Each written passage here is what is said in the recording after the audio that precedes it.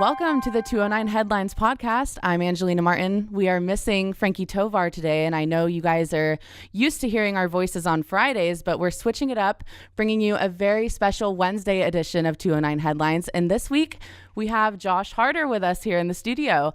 Josh, you want to tell everyone a little bit about yourself? I could do it for you, but I think people would like to hear you speak. But actually, before I have you do that, I'm going to remind people to subscribe and follow us on SoundCloud, on the iTunes Store, on YouTube, and on 209headlines.com. And you can find all the links for those down in the description. All right, Josh, so tell people who you are, and I think you kind of have a little mission right now. Yeah, I do have a mission. I'm running for Congress. I'm a Turlock native, fifth generation resident, actually, of the community. My great-grandfather came out on a wagon train in 1850, came 2,000 miles in search of gold, and stopped 50 miles short to become a peach farmer up in Manteca. But I grew up here. My first job was actually a paperboy for the Sherlock Journal, so it feels like coming home. Yeah. So I know that you lived here in the Valley and then you relocated for a little bit to the Bay Area. What made you kind of want to return to your roots and return home and kind of run for Congress here? What made you want to come back? Yeah. So I graduated from Modesto High School, got a scholarship to go off to Stanford, Harvard Business School, and then spent my career working in business. So my big success story was getting a chance to see a company called Blue Apron go from kind of two guys and a dog in a garage to 1,000 employees and millions of customers across the country. And now I teach business back at Modesto Junior College. So I teach folks how to come up with their own business plans, which in MJC means I talk a lot about auto body repair shops and taco trucks and marijuana dispensaries, which are very common in Modesto these days. It's very cool among my students to do that. But never thought I would do something political until November 2016 happened. Trump got elected, and I felt like I had to kind of do more to get involved. My younger brother, David, is one of the 100,000 people in this district who would have lost health care insurance because of the repeal of the Affordable Care Act. He was born 10 weeks premature, less than 2 pounds when he was first born, and kind of had all these tubes coming out of him, and spent 2 years of his life in and out of a hospital. Luckily, we had the insurance to take care of it. Now he's healthy, energetic. He's actually our best campaign volunteer and a student at Stan State, where I think you both went. Yes, we did. But look, my brother David would be without insurance till he's 65 and on Medicare if our congressman's vote on the repeal of the Affordable Care Act became law. And when I saw that, I felt like I had to get on into the arena and do something to fix it. Yeah, and I know that you kind of told that story and you mentioned President Trump on your statement to run for Congress. And can you tell the listeners a little bit about what kind of happened with that? Because I know they basically read your statement and were like, no, you can't submit this. Right. Yeah. So according to California election law, the election officials aren't actually allowed to really censor statements, even if they may have a particular political opinion. They're not allowed to really have that show whatever candidates are allowing to do. And we basically wanted to tell that story and other stories around, what we're trying to do against this administration's immigration policies, and they didn't allow it. They kind of wanted us to reference like a particular bill, HR, I don't remember the name, 1672, as opposed to say, the repeal of the Affordable Care Act, which I feel is a little bit more colloquially well known. Yeah, especially here. Right. Yeah, exactly. And so we ended up kind of working it out with them, I guess, a little bit in the end, but they actually kind of continued to censor us, which I think is the unfortunate thing is people are going to look at that ballot and be a little more confused because of the words we were allowed to use than otherwise. And if you look at across the state in Southern California, there are a lot of really competitive races where people are using, similar types of language to the ones that we were typing use. And so it's unclear why there's a double standard here. Yeah, especially in a democracy like ours, it seems really important to me that people who are running for elected office are able to say in their own words exactly what they want to say and exactly why they're running. So when I heard about that, I was confused, which I'm sure you were a little bit angered by it as well. Yeah, it's surprising. I mean, look, we want to run on a positive vision of what we can do for the community, but we also want to contrast our platform to what's existing now. And it's really hard to contrast your platform if you're not allowed to actually cite what you're running against. And if you're not actually allowed to say, these are the things that the administration has done that I disagree with, and this is why I'm running, and they didn't allow that. And so I think we got to a middle ground that's okay, but like I said, the only people who will be worse off are the folks that are reading that ballot when it comes out on May 7th and are going to be maybe a little bit more confused about what exactly are we talking about here than they would have been if we'd been able to use the original language. Right. Okay, so I'm going to switch gears a little bit here. I'm a huge social media user. I really love Twitter. And so I've been following, obviously, the Congressional District 10 race very closely on Twitter. And a lot of what I see, you obviously have a lot of supporters, but as with any candidate, there's going to be naysayers. And a lot of people believe that you are a carpetbagger. And so for listeners that might not know what that means, it's someone from out of the area moving back into the area to take advantage of that community and kind of get their votes. So I just wanted to kind of give you the chance right now to kind of respond to that accusation and kind of what your thoughts are about it. Yeah, I think it's a little absurd. I mean, I think 170 years is a long time to be in a place. And you're right. I left to go away to school. There weren't a whole lot of places where I could have pursue the types of business ambitions that I had, but I came back because I wanted to invest in this community because it invested a lot in me, because I love the Central Valley a lot. And we've run a deeply grassroots local campaign. That's why we've got the support of the chair of the Democratic Party here, the IBEW, a lot of the major unions, the Young Dems and the Young Democrats at Stan State, which is a really vibrant club that's been able to be reinvigorated over the last couple of years, and why we have hundreds and hundreds of volunteers who are stepping up, who are knocking on doors, who are making phone calls, because we all believe in the same mission, which is that Jeff Denham has deeply misrepresented a community like ours that has a lot of needs, and he's been a lot more interested in making his political party happy than making us happy, and that's the theme of this campaign. It's very locally based, and it's because I love this district, and I feel like on the issues that matter most, on healthcare, on immigration, and jobs, we've been poorly misrepresented, and that's why it's got to change. Yeah, and that kind of segues into what my next question was for you. What are your top priorities in your campaign? If you want to go ahead and start with what you think is most important to this district that you want to try and fix. Yeah, and a lot of this has come from me just kind of going out and listening to folks. I've been overwhelmed, I think, by the amount of Democratic enthusiasm, or I wouldn't even call it Democratic. I would just say the enthusiasm and change that exists here. We were just talking about the March for Our Lives, the protest against gun violence. It was the most people either of us had ever seen at a protest in Turlock in our lives, which I think is a symbol of the moment that we're in, and really exciting. The biggest issues that I'm hearing from kind of voters and our volunteers and supporters and everyone else is healthcare, immigration, and really jobs. All three issues where we have a clear vote that Jeff Denham took over the last year that I think deeply misrepresents this district, right, and shows he's kind of more afraid of Kevin McCarthy and the Republican Party than he is of his own constituents. And that includes, voting for Trump care. A week after he said he wasn't going to vote for it, he apparently changed his mind and voted yes on a bill that 100,000 people would have lost health insurance here because of that, if that became law. And then immigration, right? I mean, you got to be blind going through the Central Valley and not seeing that we're a community deeply based on immigration, right? I mean, I see it every day at MJC, right, where I'm teaching. I have kids, there who are dreamers. We have a kid that came to our offices to volunteer just a week or two ago, has 2 full-time jobs, is a full-time student at MJC, came to the U.S. when she was 4 years old. I mean, by any stretch of the imagination, by any definition, this is a young woman who should be a hero. She would be a celebrated success story, somebody living the American dream, working hard and getting ahead. And her DACA protection from deportation expired in October. Hopefully she can renew it, but any day of the week, she could be getting a knock on her door telling her she's no longer welcome in our community.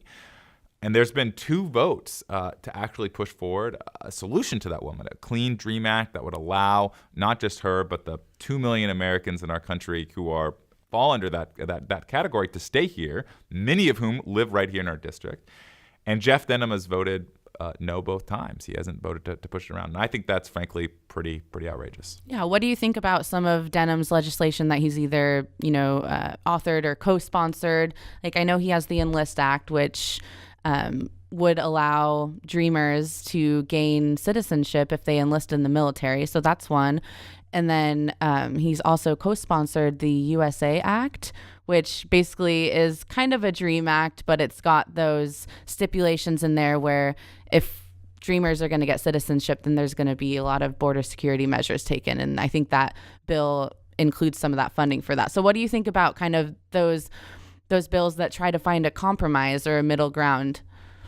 They sound great, but like everything that I think he does, the words are chalk is cheap, right? I mean, this is a guy who says the right thing about immigration. He sponsors bills that look fantastic, but every single time that push comes to shove, when there's a real effort for immigration reform, he sides with his party instead of us, right? We saw it 6 months ago with the DREAM Act over the last 6 months. But more importantly, we saw it in 2013, right? If you want to remember, put on your time traveler hat to just 5 years ago, we had a bipartisan immigration bill that passed the U.S. Senate, sponsored by Marco Rubio, of all people, who was really trying to push this moderate legislation. It created a path to citizenship, not just for the Dreamers, but for all 11 million undocumented immigrants here, enhanced border security, fixing the high-skilled immigration issue. That bill passed the Senate. Obama said he would sign it. The only reason it's not law today is because a handful of conservative Republicans stood against it. And, outrageously, Jeff Denham sponsored that bill until it looked like it was going to pass. And then when he was told he wasn't allowed to do that, he switched, right? Every time you see something like that, I think you have to have your hypocrisy goggles on, and you got to look at somebody who is, trying to say the right thing in order to get reelected in a district like this one, but then goes back to D.C. and kind of, votes with his party 100% of the time. Yeah. That was a really good response. And when you look back at the track record, it is easy to see the flip-flopping, which I think is something that a lot of people might be frustrated with. Certainly not his supporters, but obviously those people that you see out there protesting and whatnot. And like you said, you mentioned healthcare and the vote for Trump care. And I just wanted to throw out a stat for some people who might not know. Let's see if I can find it right here. It's on my little notepad. So 15% of California District 10 residents are estimated to lose Affordable Care Act coverage if a repeal and replace plan were to pass. And the Trump care, we'll just call it Trump care. Sure. The American Health Care Act. Wouldn't pass the election registrar, but right, it makes more sense. It had 35% approval rate in District 10. So that's an underwhelmingly large portion of people that wanted it, and our congressman still voted for it. So I totally see where you're going with that. In the sense of kind of trying to find bipartisan legislation for immigrants, do you think that that is something that can happen and that there can be a compromise reached? Yeah, it should be happening. And not only should it be happening, it should be led by somebody like our district, like somebody from our district, right? I mean, if you look at the demographics, not only are we deeply based on the fundamentals of immigration in a district like ours, we are a 50-50 roughly district in terms of red and blue, right? We have a lot of people on both sides. We should be having a bipartisan leader, right? We should be having somebody that looks at the interests of this community, that advocates for the Central Valley, instead of for his political party, and then should be pushing a bipartisan immigration bill that would be able to get the support of the votes, right? I mean, the bill that is necessary is pretty clear, right? I mean, even Mitch McConnell, Paul Ryan, and Donald Trump have all said that there should be a path to citizenship for Dreamers. I mean, Donald Trump says one thing, and then he kind of changes his mind 30 minutes later. So who knows where his real policies lie on it. But everyone has said the right thing on this. It's just nobody has had the moral capacity to get something done. And it should be led by somebody from this district. But instead, Jeff Denham wants to do press releases and talk about great ideas that kind of go back and just kind of play lapdog, and that's got to change. Yeah, I agree with you. I definitely think our elected officials should be people that represent everyone's views, not just one side. So that being said, do you think that, the parties that we have in our nation, we have Democrats, we have Republicans, we have everything in between, libertarians, independents, whatever you want to call yourself. Do you think that's a good model to achieve those results of getting someone to represent everyone? Wow, this got really deep and into some real political philosophy pretty quickly. I think the two-party model has a lot of issues, but at the end of the day, with an electoral system that is kind of first past the post, right? You got to get 51% of the vote. You're always going to have two parties. I think the real question is, how do you create a political party, or not even a political party? How do you create a political campaign that really reflects the interests of a district like this one, right? You've heard me say over and over again, which is kind of the central theme of our campaign, that Jeff Denham, right, is more interested in his political party than his constituents, right? There's stuff that Democrats do that I disagree with. There's obviously more stuff probably that Republicans do that I disagree with. But at the end of the day, the advocate and the representative from this district should be exactly that. He or she should be a representative, someone that is actually trying to fight for the interests of a community like ours, where we're, Central Valley as a whole, not just our area, we're 3 million people in a state of 35 million, in a country of, well over 300 million. We got to make sure that we have our interests be heard, because oftentimes we're not at the table, and we see that on water issues, we see that on immigration issues. We don't have enough of an advocate and enough of a voice, and we're not going to get it as long as we have somebody who's more interested in kind of appeasing his party than appeasing his constituents. Yeah, you keep saying a district like this, and yeah. I totally agree with you, because our district is really unique when you think about it, because Hillary Clinton in our district won the presidential election by 3%.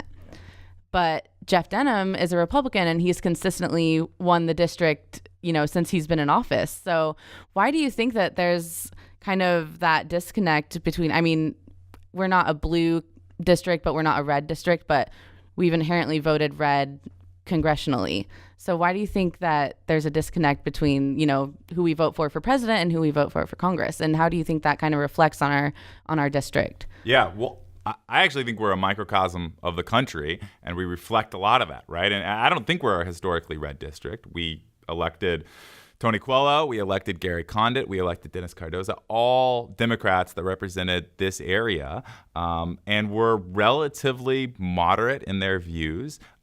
But moreover than that, they were very locally based, and they cared a lot more about the interests of their people than about their party. And I think that's what Jeff Denham has gotten wrong. We voted for Obama, we voted for Hillary Clinton, but very narrowly. I think this is not a district that is, far to one way or another. It's relatively middle of the road. It does reflect the country as a whole. And we need a representative that's going to fight for that, right? That's going to focus on issues that are really fundamental to people's lives, right? Like getting healthcare, making sure that you have health insurance, making sure that we have real immigration reform in a community like ours where immigrants are the economic and social fabric of where we live, and making sure that we have kind of a real solution to our economic opportunity issue, right? We have an unemployment rate twice the national average.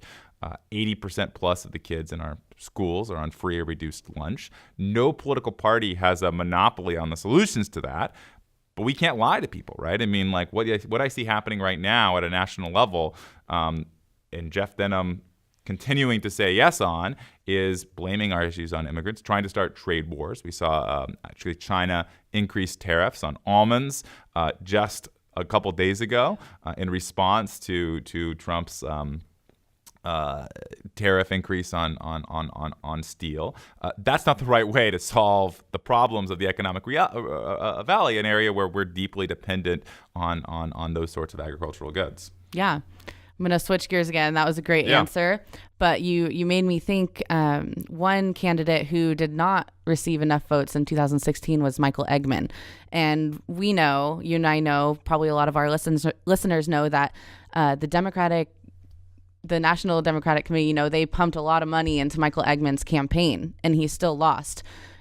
Is there fear? You're not the only Democratic candidate. Is there fear amongst you and the other Democratic candidates that could happen again? And what do you think it would take for the Democratic Party to actually pick up a win here in District 10? Yeah, there is always a risk. If you look at the way the California election system works, it's a top two primary, and so that means regardless of party, it's the top 2 vote getters. And there's 2 Republicans. There's Jeff Denham, and then there's another guy, a local Turlock City councilman, and then there's a handful of Democrats. And so there's a risk that the Democrats could split the vote enough that 2 Republicans would get passed, even in a district where roughly half of people will vote for one side or the other.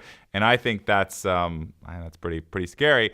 The lesson we should take, I think, is we need to unite around the strongest Democratic campaign and actually make sure that we have the strongest effort possible to unseat Jeff Denham, because I think seeing and hearing what people are saying, I think that's what we all want. I think the way that we unseat him is a couple things. One is we have to really draw attention to Jeff Denham's votes, right? Most of those votes have happened since November 2016, right? In the Obama era, our congressman was largely somebody who just said no to the Obama agenda. That's one thing, and I think for a lot of folks here, that wasn't deeply frustrating. They said, okay, maybe there's a lot of reasons to say no. What we've seen over the last year and a half is a real switch. We've seen somebody who's voted alongside the Trump agenda 100% of the time in a community that voted for Hillary Clinton. And that, I think, is much more deeply misrepresenting. And then second, we need to make sure that we have that positive vision, right? I mean, not just Trump is evil and Jeff Denham equals Donald Trump. We got to be able to build a campaign that focuses on, how personal these issues are, right? What does real universal health care mean to a daughter who has diabetes or an uncle who has cancer? What does immigration reform mean to folks that run our small businesses, who go to our churches, who go to our schools like MJC and Stan State? And how do we actually build more jobs and opportunity here? Great. So I know that recently you've kind of been advocating for some refugee girls who came over from Syria. Are they from Syria? Yeah, all over, but these girls in particular, yeah. Right, yeah. So these girls in particular came to the Turlock IRC office from Syria, and they've attempted to enroll in Modesto City schools, but it hasn't quite worked out. Can you tell us a little bit about that and if there's any update on their story? Yeah, they're still working on it. I hope a compromise will be reached. But to give folks a little bit of a sense, there's a great program in Modesto called the Language Institute, which essentially takes refugees from around the world, because believe it or not, we actually have a big refugee population here. Oftentimes people in Turlock, they see our Syrian population and they understand it, but we have more people from the 7 banned Muslim countries as a percentage of our population than any place in the United States outside of the metropolitan area of Detroit.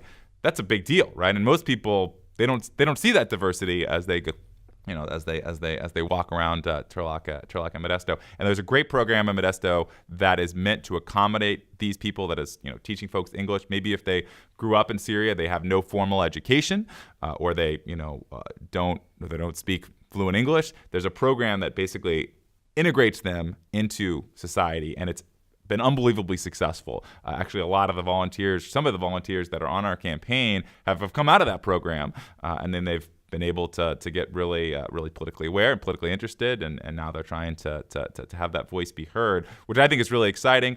Unfortunately, there's some kids, in the letter that I wrote to the Modesto City School Board, talked a little bit about these stories of kids that were in the Turlock school system that weren't allowed to transfer over because of age requirements. I think that if you look at what the California education law says on this issue, these are kids that even if they don't hit the age requirement, they still have not enough formal education. They should still be in the school system.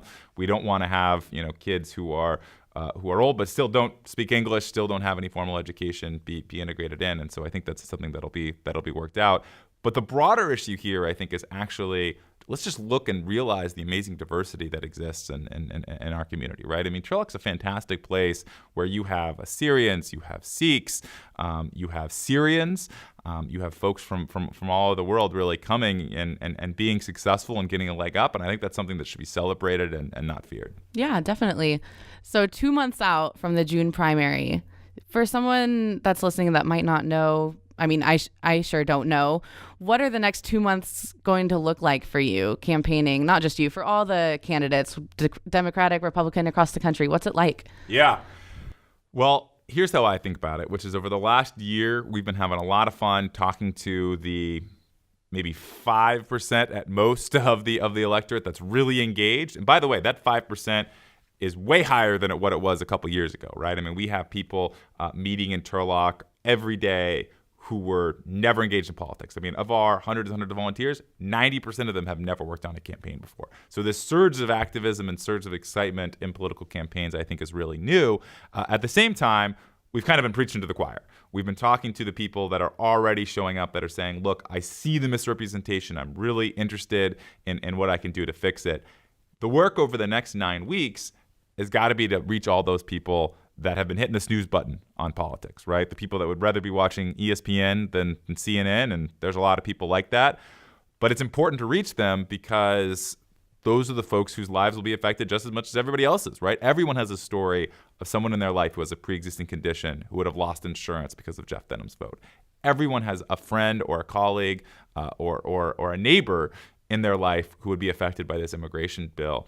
We got to make sure that we get that message out there. And that means we have to talk to the 95% of people that have not necessarily been connected. And that requires a hell of a lot of door knocking, a lot of phone calling, and a lot of making sure that people hear that message. Because once people do, they're with us. It's just a matter of getting it out there. Yeah. In campaigning, do you kind of try to reach across party lines and kind of share your side of the story with someone who might have more, right-leaning views? Absolutely. We have a lot of neighborhood house parties that we host where... House parties. Absolutely, yeah.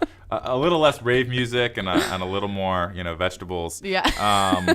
But, you bring basically together an entire block of people, right? And in a district like ours where we're 50-50, a block of people is going to include folks that, voted for Bernie Sanders in the primary on the Democratic side and people who voted for Trump and, thought Trump was even too conservative, right? And so we get a vast, different spectrum of folks in there.